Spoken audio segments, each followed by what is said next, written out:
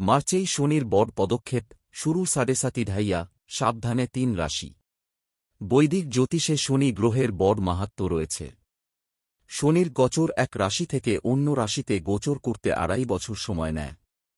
আর শনির দশা 7.5 বছর হয়, যেটাকে শনির 7.5 বলা হয়। আসলে শনি 2 মার্চ 2025 সালে কুম্ভ থেকে বেরিয়ে মীন রাশিতে প্রবেশ করে যাবে, যার প্রভাব কিছু রাশির ওপর ইতিবাচক ও নেতিবাচক হবে। জ্যোতিষশাস্ত্রে শনিদেবকে শনি গ্রহ, ন্যায় বিচারক, কর্মফলদাতা গ্রহ বলা হয়। এই কারণে প্রাপ্ত ফল নির্ভর করে কর্মফলের উপর। কর্মফল অনুযায়ী শনিদেব 7.5, কণ্টক শনি, অর্ধকণ্টক শনি এবং শনির দশা চলাকালে শুভ বা অশুভ ফল দান করে। 29 মার্চ ভারতীয় সময় রাত 9:04 শনি রাশি পরিবর্তন করে মীন রাশিতে গমন করবে। এই রাশিদের ওপর থাকবে 7.5 জ্যোতিষশাস্ত্র অনুসারে মার্চ শনি মীন রাশিতে এন্ট্রি নেবে। তখন মকর রাশি মুক্তি পাবে 7.5 থেকে। অপরদিকে মেষ রাশির 7.5 শুরু হয়ে যাবে, আর মীন রাশিতে 7.5 দ্বিতীয় চরণ শুরু হবে। অন্যদিকে কুম্ভ রাশির 7.5 শেষ চরণ শুরু হবে। এর প্রভাব থেকে বাঁচার জন্য এই রাশিকে কিছু বিশেষ উপায় করতে হবে। ওই রাশিদের ঢাইয়া শুরু মীন রাশিতে শনি যেতেই বৃশ্চিক রাশির ওপর থেকে ঢাইয়ার প্রভাব শেষ হবে।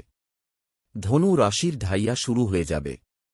অপরদিকে কর্কট রাশির শনির ঢাইয়া শেষ হবে আর সিংহ রাশির শনির ঢাইয়া শুরু হয়ে যাবে।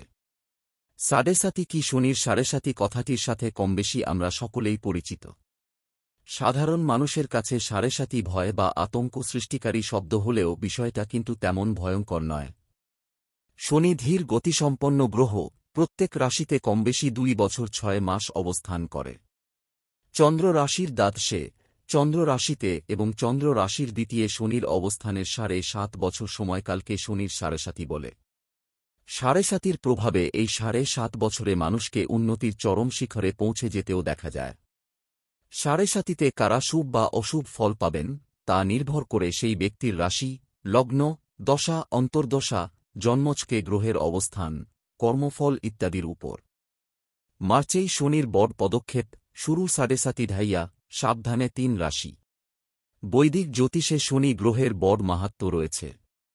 শনির গোচর এক রাশি থেকে অন্য রাশিতে গোচর করতে 2.5 বছর সময় নেয়। আর শনির দশা 7.5 বছর হয়, যেটাকে শনির 7.5 বলা হয়। আসলে শনি 2 মার্চ 2025 সালে কুম্ভ থেকে বেরিয়ে মীন রাশিতে প্রবেশ করে যাবে, যার প্রভাব কিছু রাশির ওপর ইতিবাচক ও নেতিবাচক হবে। জ্যোতিষশাস্ত্রে শনিদেবকে শনি গ্রহ, ন্যায় বিচারক, কর্মফলদাতা গ্রহ বলা হয়। এই কারণে প্রাপ্ত ফল নির্ভর করে কর্মফলের উপর। কর্মফল অনুযায়ী শনিদেব 7.5, কণ্টক শনি, অর্ধকণ্টক শনি এবং শনির দশা চলাকালে শুভ বা অশুভ ফল দান করে। 29 মার্চ ভারতীয়